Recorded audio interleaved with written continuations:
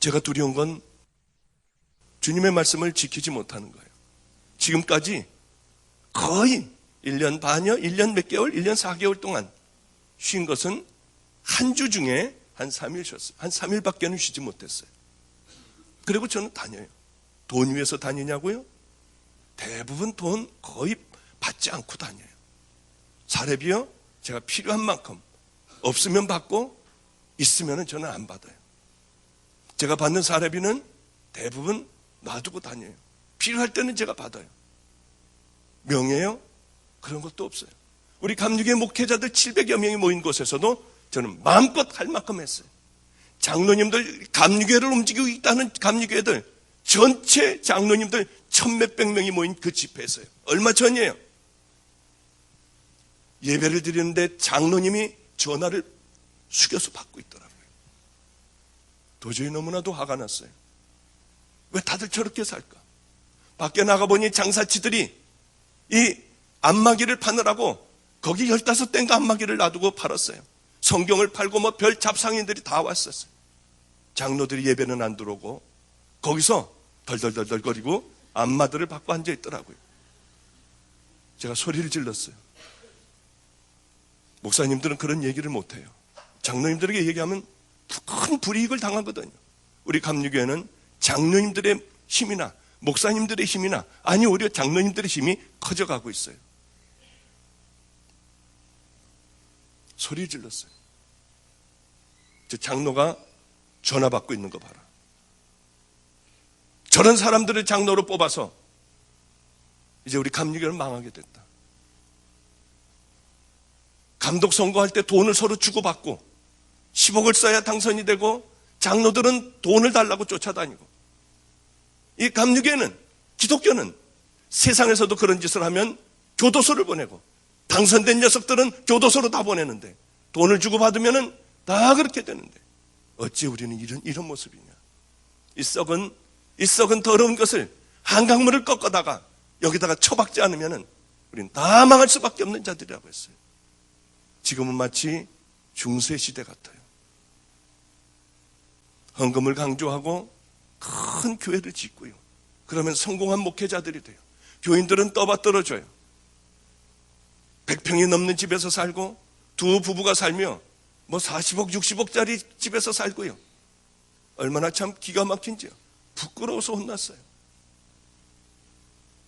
이제 오히려 그렇게 되면 모든 걸 다 내려놓고 병들고 가난한 자들을 붙들고 울고요. 자기들의 재산을 가난한 자들에게 다 나눠주고요. 그리고 하나님이 기뻐하실 그 일들을 하며 마지막 삶들을 정리를 해야 될 텐데 큰 교회를 한번 해보니 이게 할만치 나거든요. 자기 자식을 여기에다가 집어넣어 놓고요. 그 다음에 너는 풍성한 삶을 누려라. 너무나도 좋은 회장 같은 자리에 아까워서 놓칠 못하여 자기 자녀들을 그 다음 대대로 물려줘요. 저는 정말 하나밖에 없는 내 생명 같은 아들이 있어요. 그 아들을 위하여 하나님께서 이 아들을 분명히 종이라고 하셨으니 야 이거 목사가 되는 그 순간에 노숙자에게 내려가게 해주세요. 절대 교회하지 않게 해주세요. 가난한 자들에게 내려가서 평생을 그렇게 살다가 하나님 부르시는 그날에 기쁘게 하늘나라에 갈 수 있게 해주세요. 아니 저는 자식 사랑 안 하는 줄 아세요? 저는 바보인 줄 아시나요? 그 아이가 편안하게 사는 것을 제가 왜 원하지 않겠어요? 그 아이가 이 버클리에 와서 공부하러 왔을 때 주님이 아세요. 그 소식을 듣고 제가 전화기를 떨어뜨릴 뻔했어요. 하나님, 얘는 신학대학을 가야 될 애가 아니 버클리가 웬일이에요? 하나님 앞에 그때서부터 제가 땡깡을 부리기 시작을 했어요. 하나님 이러시면 안 돼요. 저도 쓸데없는 공부를 하고 의사가 돼요. 이제 다 끝날 무렵에 저는 하나님 나라 돌아와 지금 다 잊어버렸잖아요. 저는 다 면허증도 다 찢어버리고 모든 관계되는 서류 다 찢어버리고 이 길을 왔어요. 하나도 쓸데없는 공부를 했어요. 하나님, 이 아이 왜 거기 보내셨어요? 신학을 하게 해주세요. 막 울면서 기도했어요. 하나님 그 아이를 병으로 때리세요. 놀랍게도 우리 하나님은 얼마나 멋진 분인지요. 병으로 때리셨어요. 얼마나 기분이 좋았는지요. 세상에라니요. 여러분이 세상이에요. 여러분이 세상이에요. 왜냐하면 세상적인 가치관을 살아가기 때문에 여러분이 세상이에요. 저는 할렐루야예요. 얼마나 할렐루야였는지요. 그 병이 무슨 병인 줄 아세요?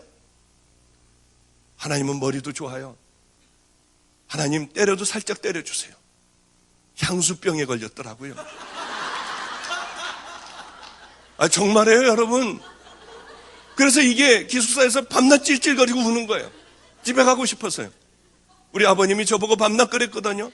저놈은 저거 어떻게 된 게 지엠이 치마폭에서만 놀고, 아이고 저기 어떻게 뭐가 사람이 될까. 우리 아들이 저를 딱 닮아서 얼마나 할렐루야인지요. 하여튼 말씀이 옆으로 갔습니다마는 철저하게 하나님 앞에 정말 하나님의 가치관으로 회개하는 거예요. 잘못됐으면 하나님 앞에 회개하고, 이제 회개함으로 말미암아 여러분 천국 자녀가 됩니다.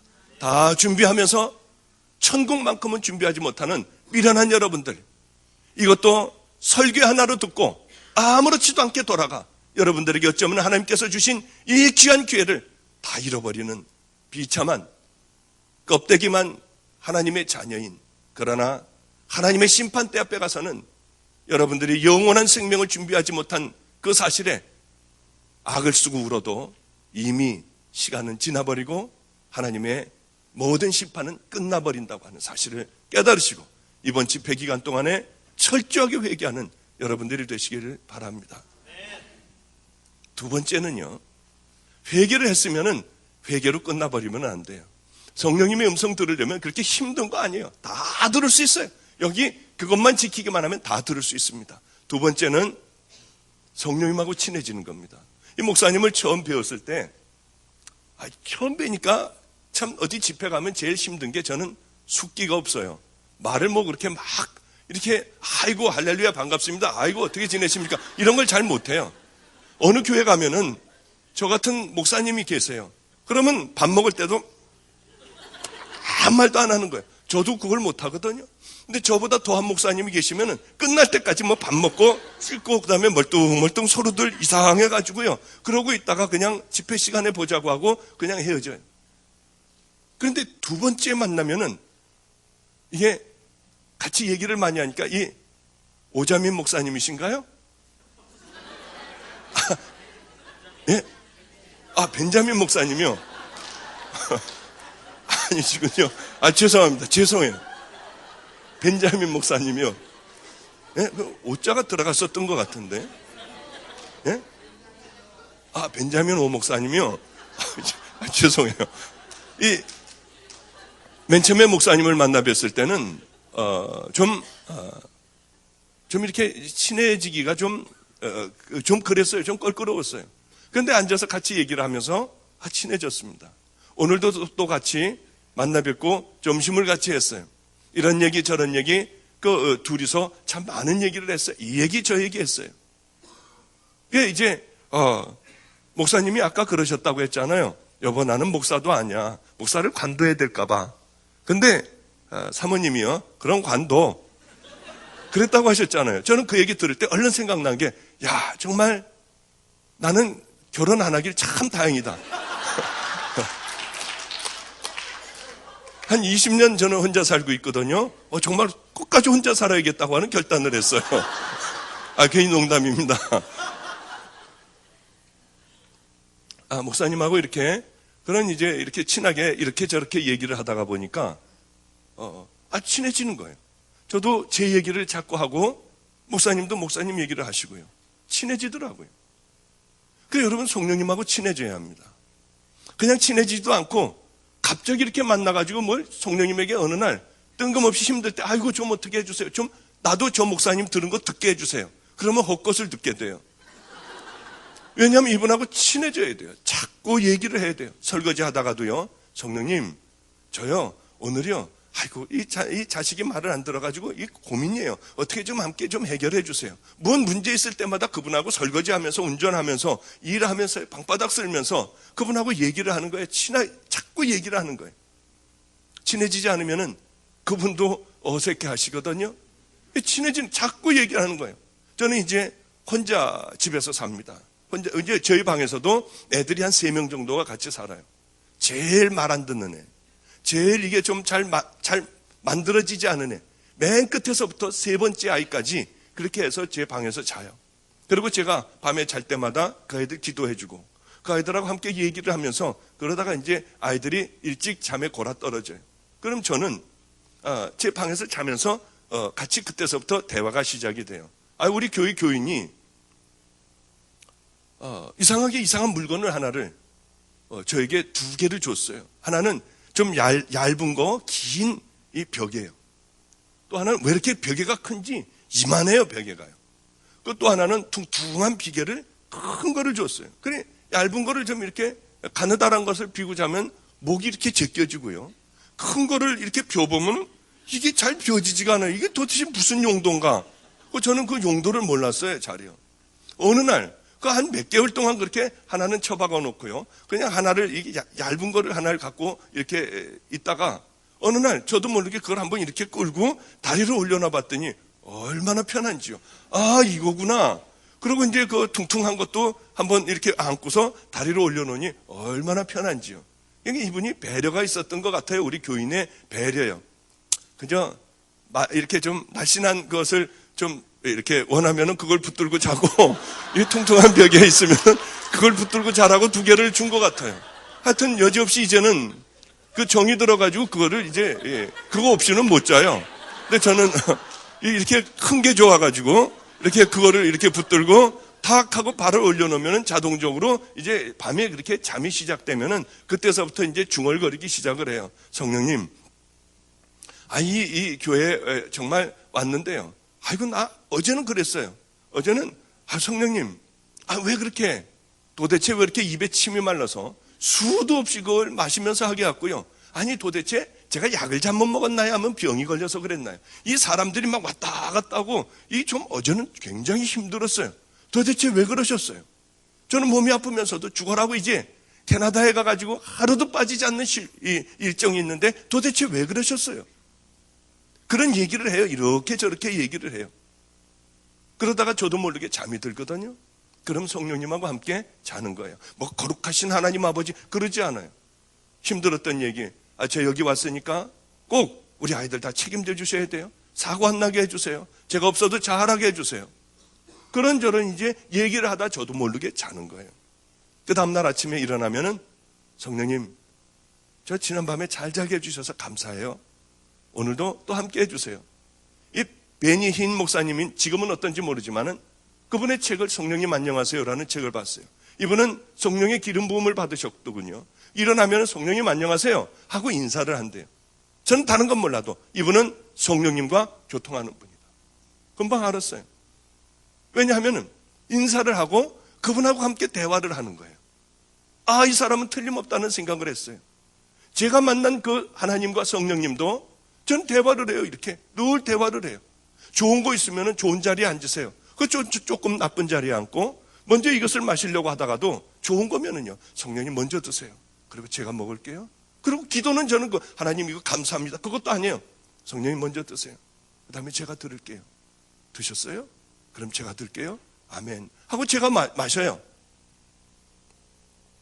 그분하고 친하게 지내는 겁니다. 그분에게 모든 좋은 걸 다 드리는 거예요. 그분이 기뻐하실 그 일들만 하는 거예요. 내 앞에 지나가는 찬스가 있으면 성령님 좋아하시겠다. 얼른 잡아서 도와도 주세요. 옷도 벗어주세요. 할 것 없으면 힘으로 해주세요. 여러분 마음에 감동되는 대로 그렇게 성령님이 기뻐하시겠다고 하면 그거 하세요. 그러면은 놀라운 일들이 일어나기 시작을 해요. 저는 우리 아버님에게 1월 1일 날이나 구정에 아버님 올해도 건강하시고 새해 복 많이 받으세요 하고 세배를 합니다. 그리고 난 다음에 집에 돌아와서 휘장이니 뭐니 애들 다 못 들어오게 문을 다 잠궈버리고요. 성령님, 저는 우리 성령님 우리 아버지보다 100배, 1000배, 10,000배 좋아하는 거 아시죠? 우리 아버지에게 세배 한 번 했으니까 성령님 20번 해드릴게요. 성령님 새해 복 많이 받으세요. 정말 20번을 해요. 사람들은 바보 같다고 생각할 거예요. 어느 서커스단에 어린아이가 그날은 휘장이 뭐가 이 기둥이 잘못돼서 하루를 쉬게 됐다고 그래요. 그래 주일날이었는데 이 꼬마가 가만히 보니 애들이 자기 또래 애들이 교회를 가서 얘도 쉬는 날이니까 따라서 교회를 갔대요. 교회를 갔는데 예수님이 바로 우리를 위하여 십자가에 달려 돌아가셨다고 하는 그 얘기를 듣고 이 아이는 얼마나 마음이 아팠는지 모르는데요. 남들은 다 돈을 내는데 지는 돈 낼 것도 없어서 아무것도 못 드리고 온 거예요. 밤에 잠이 오지 않는 거예요. 날 위해서 돌아가셨는데 나는 돈도 못 드리고. 그래서 이 아이가 자기가 늘 하던 서커스 그 기계를 공도 가져가고 우산도 가져가고 그래서 밤에 몰래 강대상에 올라왔어요. 저는 돈도 없고 드릴 것도 없어요. 그러니까 이것밖에는 없으니까 그리고 그 앞에서 제주를 넘고요. 공도 굴리고요. 그리고 하나님을 열심히 기쁘게 해드리고 땀을 뻘뻘 흘리면서 그것을 했어요. 성령님이 뭐라고 하셨을까요? 하나님이 뭐라고 하셨을까요? 이 나쁜 녀석아, 여기가 어딘데 여기 와서 뛰고 그래. 그러지 않으셨어요.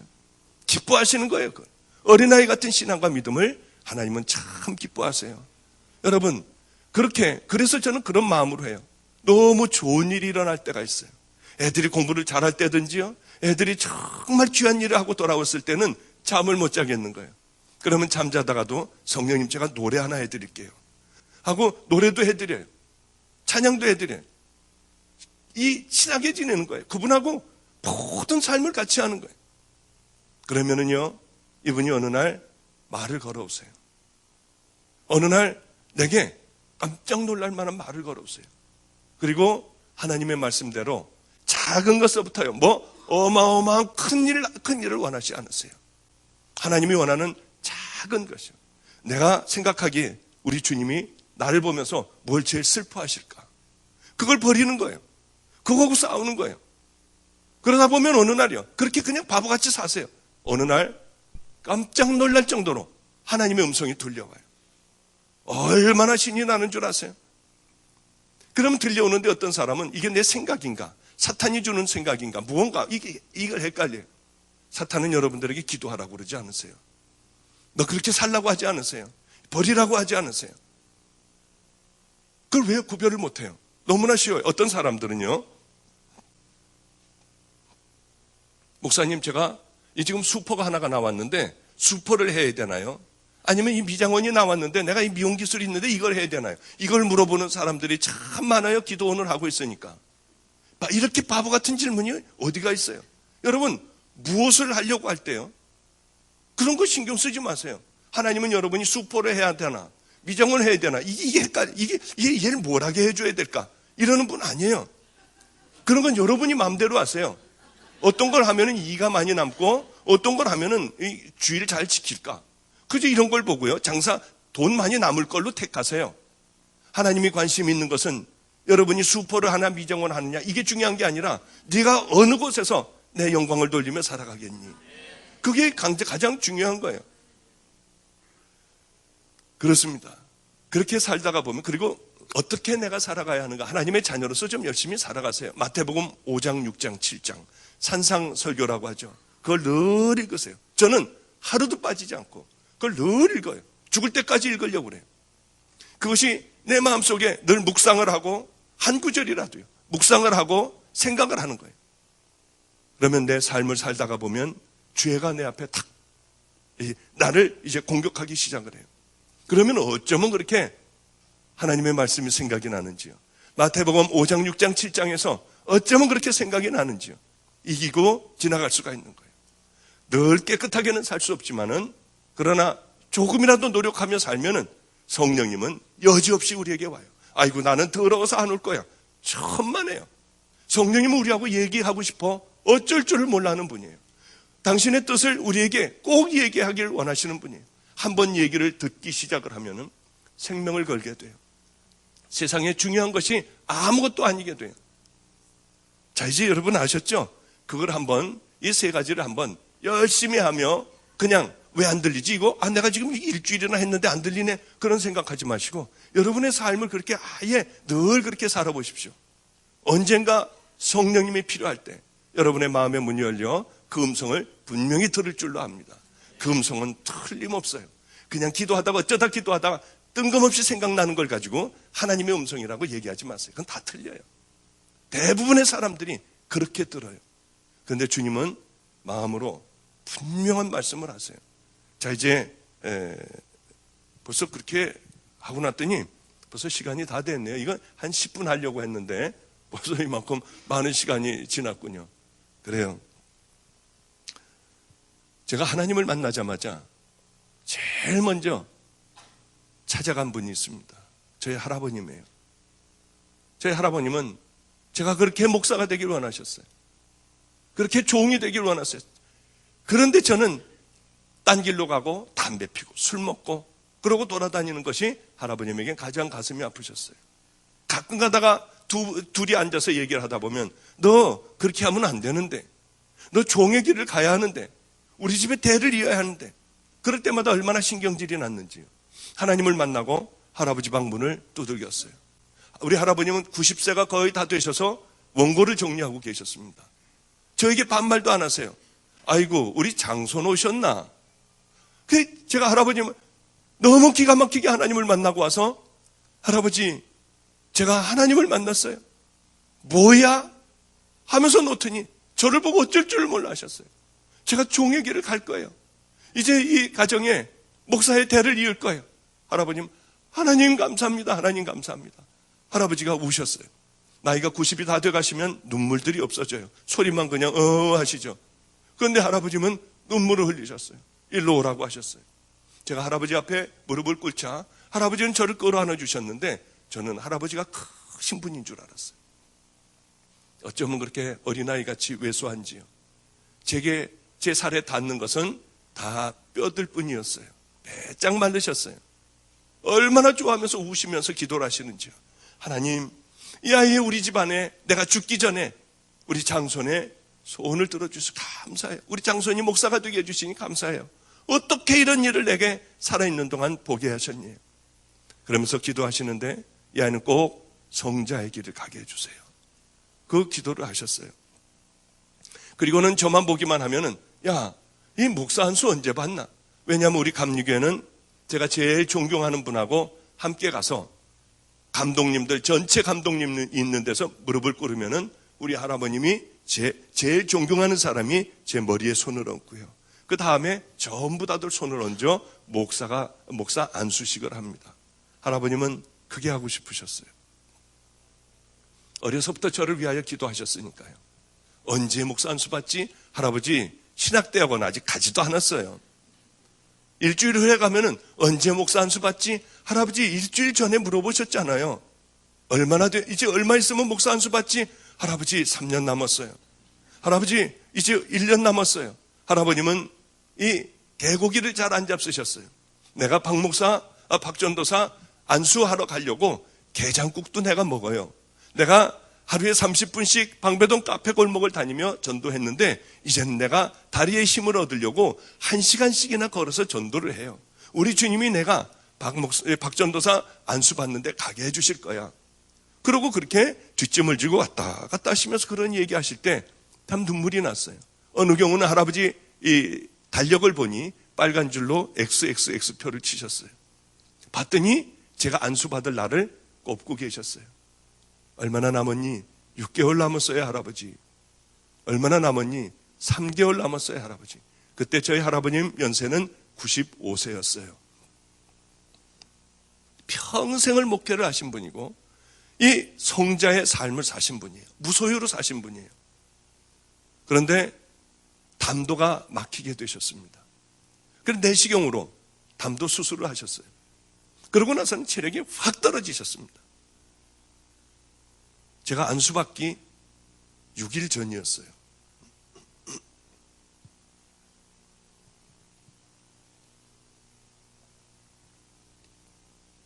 할아버님 방에 들어갔을 때는 비스듬한 의자에 누워 계셨고요.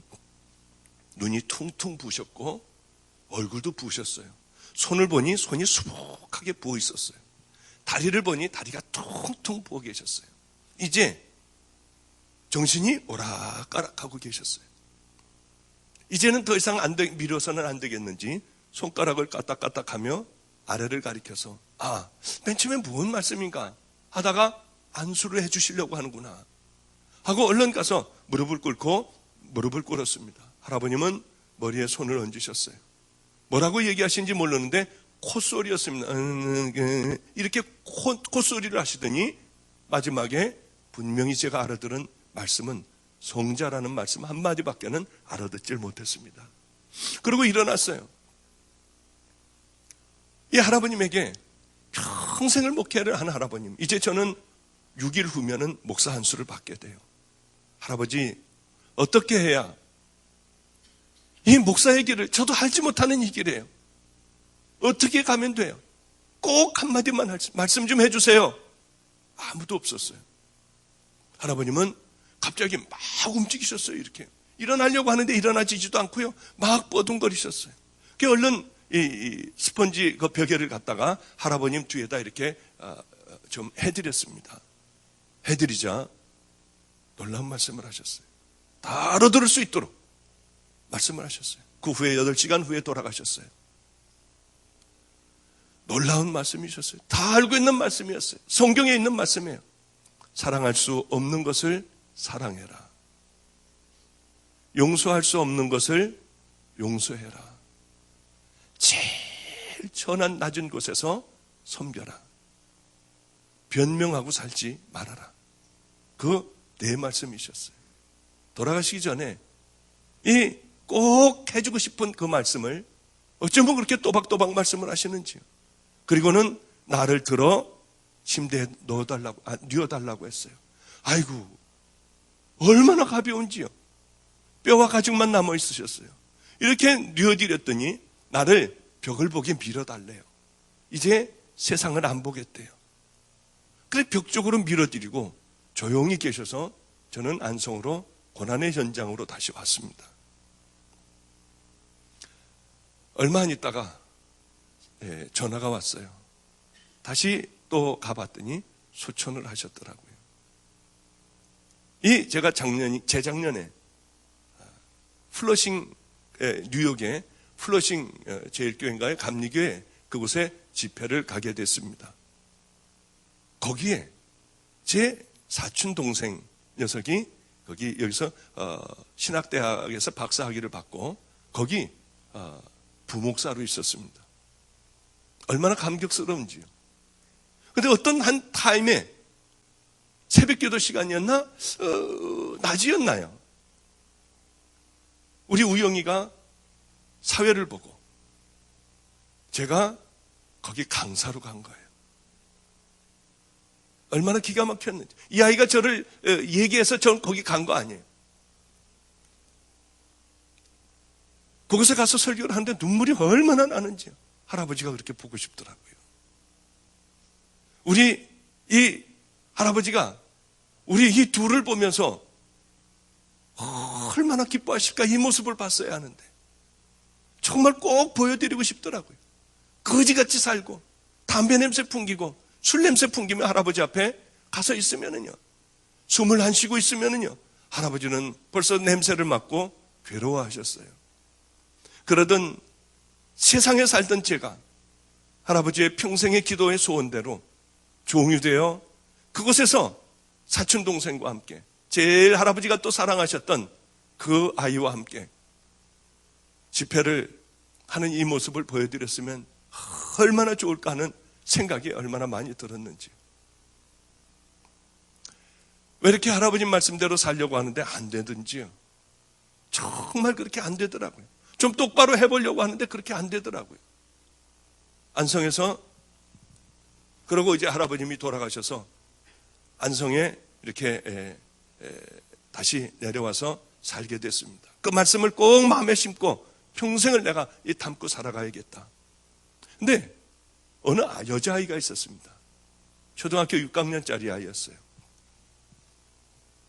우리 집에는 그때만 하더라도 이 여자 중에서 제일 밑바닥에 내려갈 수 있는 제일 밑바닥 인생의 여자가 아기를 하나를 낳았어요.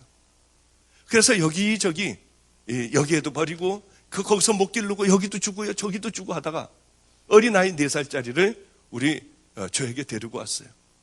목사님이 애를 잘 기른다고 하니 얘 좀 맡아달래요. 그 아이가 벌써 이제 중학생이 됐어요. 4살짜리가요. 오줌도 싸고 그러던 아이예요. 도대체 이 아이를 저는 혼자 사니까 이 아이 4살짜리를 어떻게 이 목욕을 시켜야 될지 물을 떠놓고 너 혼자 들어가서, 걔도 여자 아니에요. 너 혼자 들어가서 어떻게 좀 닦고 머리도 좀 감고 어떻게 나와봐라. 그러고 이렇게 해놓으면은요, 그 4살짜리가 자기 속옷도 주물러서 빨아요. 혼자 머리 밑까지 다 닦고요. 그러고서 갈아입고 나와요. 그거 창피하니까 자기 속옷을 안 보이는 데다 갖다 말려놓고 걸어놓고요. 그런 아주 영악한 아이였어요.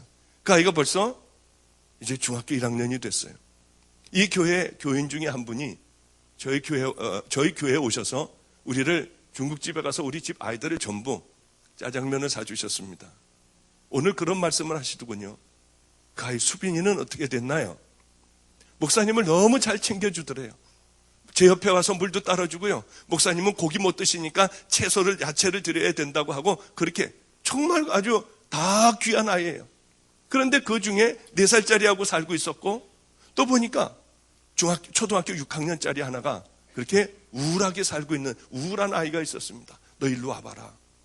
한번 그래 교회로 데려왔어요. 남의 집 아이를. 그래, 너는 왜 그렇게 표정이 어둡니? 고민이 있으면 나한테 얘기하면 내가 네 고민을 풀어줄게. 이 아이 입에서는 충격적인 얘기가 나왔습니다. 어떤 얘기였냐면, 이 아이 엄마는, 아버지도 그렇고 엄마도 그렇고 다 알코올 중독자예요. 그래, 아버지가 간암으로 돌아가시자마자 이 아이를 데리고 자기 아버지 친구하고 들어가서 사는 거예요, 이제. 그런데 이 아버지에게는 아들이 하나가 있었습니다. 큰 녀석이 하나가 있었어요. 이 아버지가 한번 이 아이를 6학년짜리, 5학년짜리를 강간을 하는 거예요. 그 다음에 아들이 한번 하고요. 돌아가면서 이렇게 하는 거예요. 이 엄마는 자기 딸이 그런데도 얘가 엄마한테 얘기하면은요, 네가 잘못했다고 하고 이 애만 때리고요. 이 미친 사람들이었어요, 보니까. 얼마나 화가 나든지. 짐승만도 못하고 쓰레기만도 못한 인간들이더라고요. 너 집에 들어가지 말고 나하고 살자. 그 교회에다가 이제 함께 이 의자에 하나를 주고 거기에 살게 했어요. 얼마나 애가 행복해하는지요. 어느 날 살고 있는데 늘 밤만 되면은 이 부모가 와서 다 때려부셔요. 애 내놓으라고요. 애가 피하지 못하여 막 도망다니면 잡아가지고 머리채를 잡아 끌고 이 2층에서부터 질질질질 끌고 내려와서 애는 죽는다고 울고요. 저는 어떻게 해줄 수도 없고요. 사도신경을 외우면서 막 따라가고요. 그것밖에는 제가 해줄 것이 없었어요. 그러면 집에 갔다가 술 취해서들 다 자니까 맨발 벗고 교회로 다시 도망을 와요. 그 아이를 다시 아빠가 다시 이 목사 어디 갔어? 그러면서 욕을 하면서 오면은 얼른 이 강대상 밑에 숨기도 하고요. 그러면서 얼마나 힘들었는지. 저도 얼마나 매를 맞고요. 머리도 잡히고요. 멱살도 잡히고요. 와서 교회는 다 때려부시고요. 그래 이제 그 사람들이 올 때 되면 문을 다 잠궈버려요. 밑에를요. 셔터까지 다 내려버려요. 그러면은 돌을 던지고 동네방네에 소리를 지르는 거예요. 내 딸 내놓으라고요. 내 딸 목사가 데리고 잔다고 내놓으라고 소리 지르는 거예요. 그러면 위에서 이제 2층에서들 그럼 경찰에 신고해버려. 저 목사 경찰에 신고해버려. 난리 법석들을 펴요. 동네에서요. 그러는 날들을 이렇게 보냈습니다. 결국은 부모가 포기를 했어요. 이 아이하고 같이 살게 됐어요. 얼마나 좋았는지요. 이 아이는 공부도 열심히 하고요. 잘 지냈어요. 그런데 이상하게요. 이제 벌써 그런 지가 오랬는데 어느 날서부터는 제가 밤이 껌껌해지면은요. 막 불안하기 시작을 한 거예요.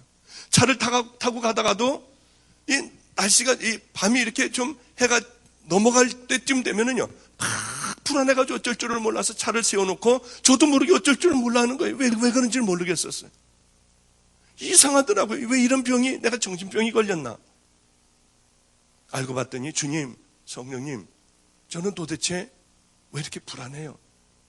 밤만 되면 왜 이렇게 불안해가지고 해만 지나치면은 어쩔 줄을 몰라 하는데 이게 왜 그래요? 성령님께서 어느 날 가르쳐 주셨어요. 내 종아 이제 편한 마음을 먹어라. 너는 해가 질 역에 그 아이의 부모가 찾아와 너를 힘들게 했지 않니? 그것은 하늘의 상급으로 쌓였다. 해가 질 때 그 부모들이 와서 그렇게 땡깡을 부리고 그래서 내가 이렇게 해만 지면 불안했구나. 주님 이제 다 잊어버릴게요. 주님의 위로가 있는 그날 저녁서부터 그게 없어졌어요. 얼마나 감사한지요. 그래 이 아이하고는 편안하게 살았습니다. 6학년짜리가 중학교 1학년이 됐고 2학년이 됐고 3학년이 됐어요. 제가 아이를 키보드도 가르쳐주고요. 아이는 아주 행복하게 잘 자라나고 공부를 잘했어요. 중학교 3학년 2학기가 지난 어느 날이었습니다. 이 아이가 사라져버린 거예요. 아무리 찾아도 그럴 리가 없는데 이 아이가 없어져 버렸어요. 어느 날 학교에서 불호령이 내렸습니다. 저를 들어오라고 하는 거예요. 한 열흘 정도 지났을 때였습니다.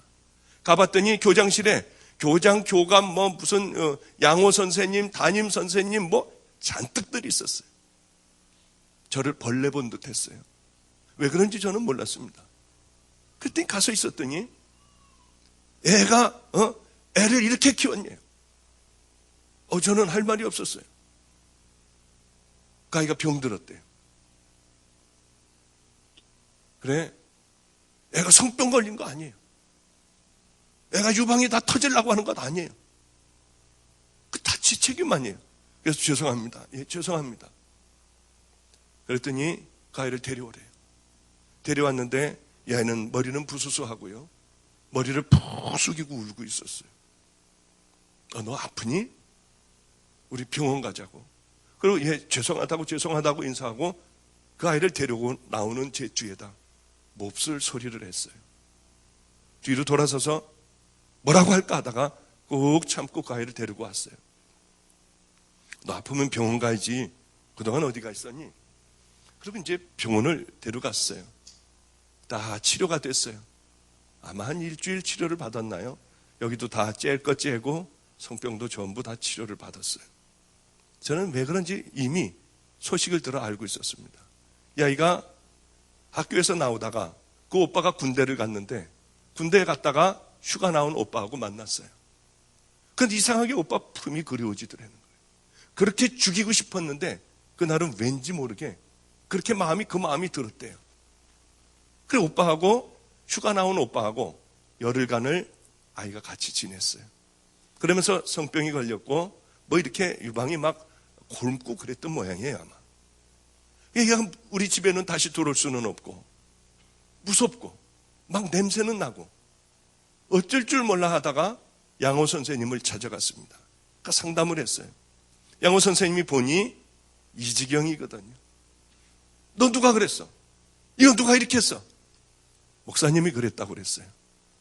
그래, 학교에서는 다들 제가 그런 줄 알고 있었어요.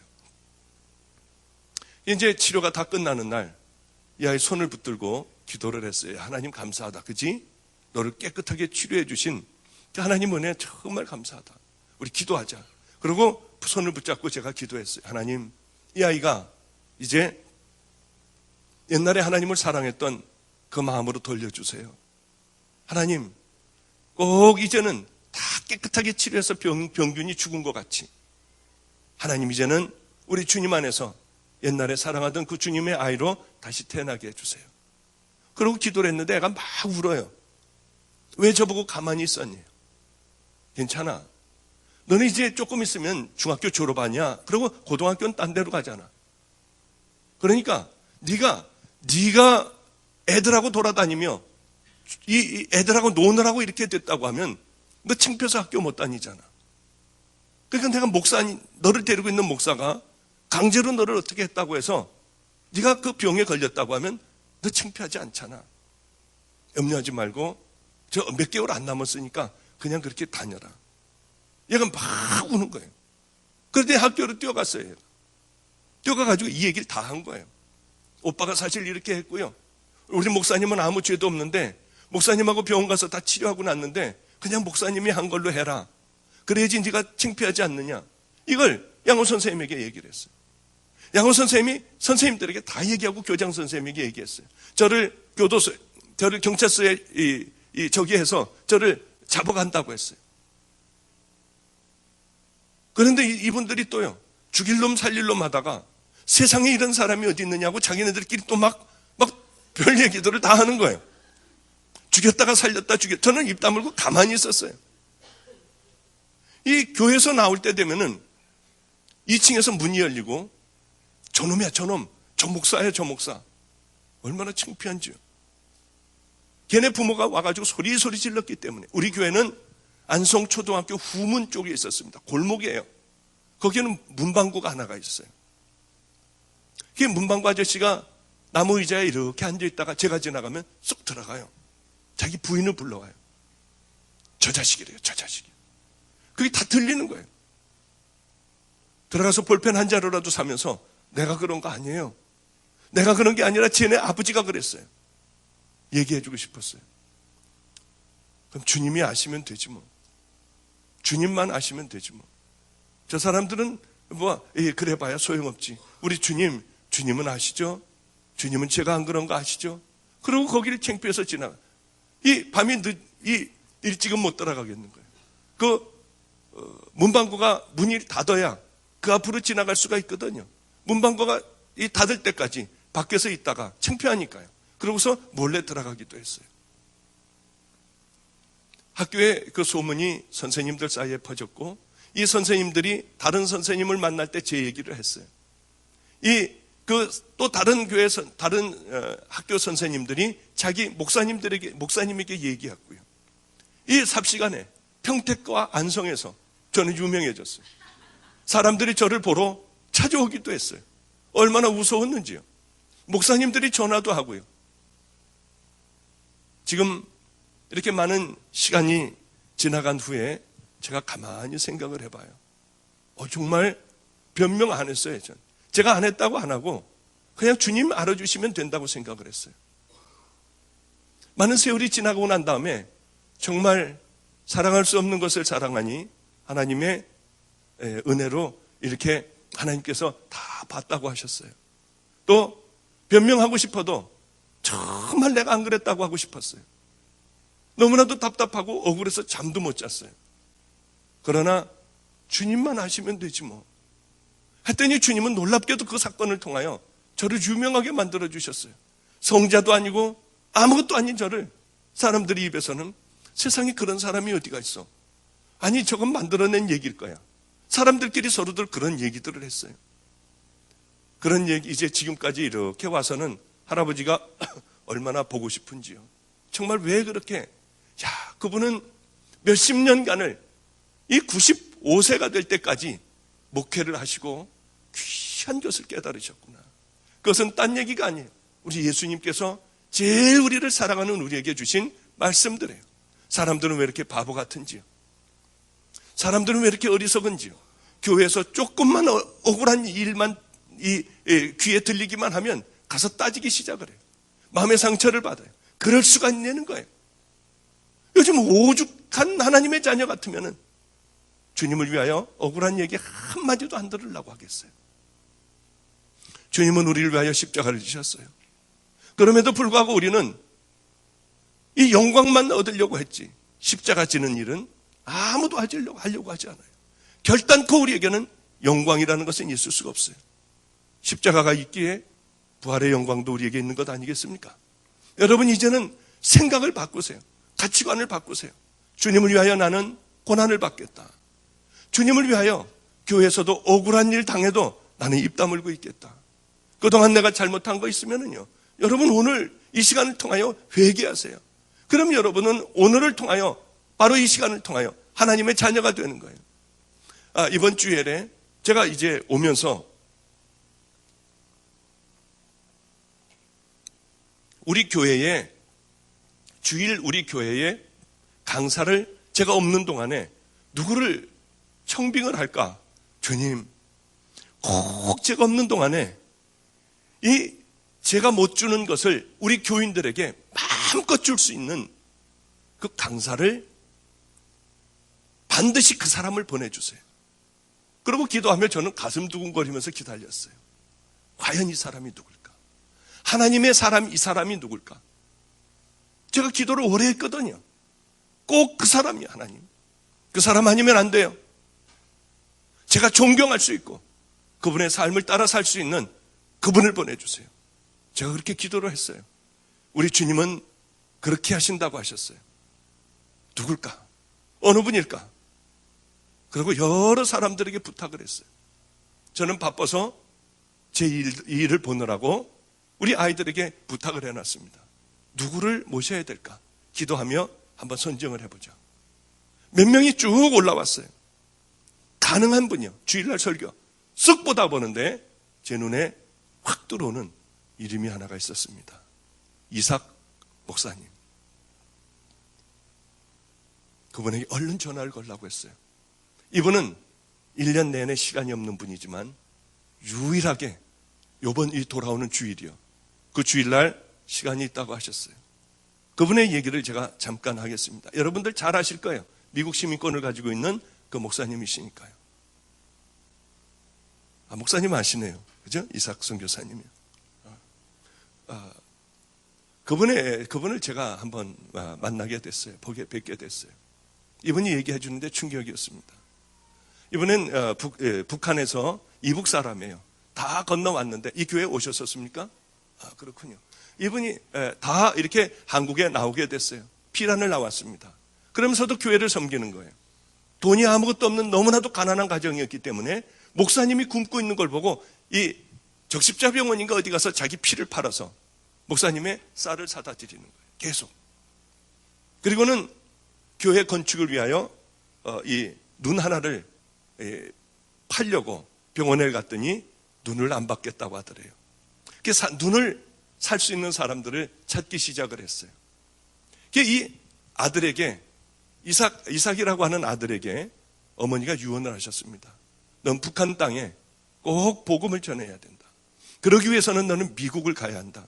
미국의 시민이 되어 그곳에 전도를 해라. 그래서 그분은 이제 우여곡절 끝에 미국에 오게 됐고 미국 시민권자가 되어 북한을 갈 수 있는 유일한 길은 중국이라고 생각하고 중국으로 갔죠. 온갖 고난을 고초를 다 당했습니다. 모진 고문을 다 당했어요. 입에다가 호수를 넣고 막아버린대요. 그리고 물을 틀으면은 항문으로 팍 틀으면은 항문으로요 피가 나온대요. 이렇게 대변이 나오다가 피가 나온대요. 기절해버리고요. 얼마나 모진 고문을 당했는지 정신의 이상이 됐어요. 미국에 내려왔는데 비행장에서 자녀들과 아내도 못 알아보고요. 횡설수설하고 그리고 오랜 동안 여기서 치료를 받고 또다시 북한을 들어가 결국은 그곳에 이렇게 북한 선교를 하게 됐습니다. 어느 날 김일성 도로를 이렇게 닦았다고 그래요. 김일성 도로를 닦고 있는 중에 한 곳이 푹 들어갔답니다. 봤더니 그 안에 사람들이 들어가 있었대요. 그래서 얼른 이제 그 경찰들을 불렀답니다. 경찰들을 불러 거기서 나오는 사람들을 조사해 보니 굴 속에서 예배를 드리고 있었대요. 그 예배를 여러분 북한에요. 제가 그쪽에 좀 관여를 했었어요. 지하교회가 없을 것 같죠. 지금도 정말 처절해서 견딜 수 없어요. 생명을 걸고요. 들어가는 사람들이 있어요. 제가 그것은 여기서 자세히 못해요. 얘기 못해요. 정말 들어갑니다. 복음을 들고 그쪽으로 들어가요. 나왔던 애들이 복음을 받아 들고 생명을 걸고 그 복음을 외우고요. 그러고서 그곳으로 들어가요. 들어가서 정말이요. 만든데도요. 그런데 다들 이렇게 구멍에서 다들 나오게 됐답니다. 보니까 예수쟁이들이었어요. 예배를 드리고 있었어요. 바로 직결처형이랍니다. 어디 뭐 수용소 보내고 그것도 아니래요.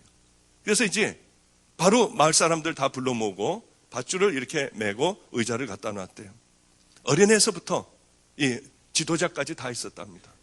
그 어린아이를 먼저 이런 악질들은 먼저 부모가 부모 가슴을 아프게 해야 된다고 그래서 어린애를 먼저 밧줄을 목에다 걸고 그러고 있었대요.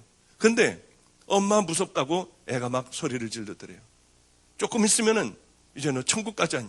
우리가 지금 이 시간을 위하여 여태까지 고생해 왔잖니. 조금만 기다려라. 하는데 다리로 탁 차니까 애가 뻐둥 매달려서 죽었대요. 그렇게들 죽이다가 드디어는 지도자를 죽일 차례가 됐다고 그럽니다. 그래서 이제 말뚝을 양쪽에다 박고, 이거는 그렇게 악질은 그렇게 죽여서는 안 된다고 하고, 그 이제 부르도자 크레인, 그 부르도자 있지 않습니까? 그걸로 다리서부터 천천히 올라가라. 천천히 깔아 죽여야 된다. 그래가지고 천천히 부르도자로 깔기 시작을 했대요.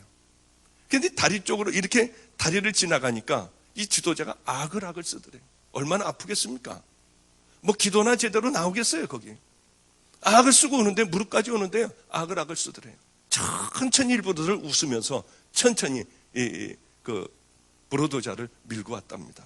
그런데 놀랍게도 무릎까지 오자마자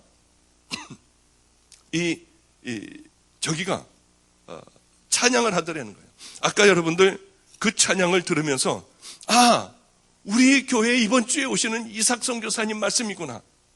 그리고 얼마나 찬양을 하면서 제가 은혜를 뜨겁게 받았는지 몰라요. 아까 찬양을 하는데 이런 찬양을 하더군요. 북한의 지도자가, 그 성경 가리키는 지도자가 바로 그 찬양을 했어요. 내 구주 예수를 더욱 사랑, 이 엎드려 비는 말 들으소서. 내 진정 소원이 내 구주 예수를 더욱 사랑, 더욱 사랑. 그 찬양을 하더라는 거예요. 그러면서 깔고 머리까지 다 지나갔대요. 하나님께서 이 부르도자가 밀고 들어오니 하나님께서 고통을 인쳐주셨구나. 이분에게 마지막 하나님 사랑한다고 하는 고백을 하고 우리 주님 앞에 가게 했구나. 얼마나 은혜스러웠는지요. 그분이 이번 주에 우리 교회에 오셔가지고 말씀을 전해주세요. 그분 얘기를 듣고 있으면 도대체, 아까 목사님이 그 말씀을 하셨지만 나도 목사 관둬야 될 것 같아. 그 생각이요, 아까 그렇게 저도 났어요. 귀한 하나님의 사람들이 참 많습니다. 여러분, 이제 우리 511장, 제가 찬양을 목이 아파서 잘 못하거든요. 아까 했던 분들 좀 나오셔가지고, 다 나오셔서요. 여기 계신가요, 다? 좀 나오셔서 우리 찬양 뜨겁게 하고 오늘 한번 통성기도로 한번 해보죠. 이 찬양 끝나고 한번 우리 죽도록 한번 기도해보죠. 정말 우리들의 가치관과 우리들의 삶을 좀 변화시켜달라고요. 정말 우리들 회개할 수 있게 해달라고요. 511장 우리 찬양하고 뜨겁게 기도하는 시간 갖겠습니다. 여러분, 정말로 몸이 아픈 분들이 있으면은 여기 나와서 쓰시면은 제가 몸이 좀 조금 나아졌으니 제가 기도를 해드리겠습니다. 몸 아픈 분들은 철저하게 회개하고 하나님 앞에 여러분들이 나오시면 그분은 여러분들의 믿음을 통하여 오늘 놀라운 기적의 역사를 베풀어 주실 겁니다. 우리 뜨겁게 511장 부르고 기도하겠습니다.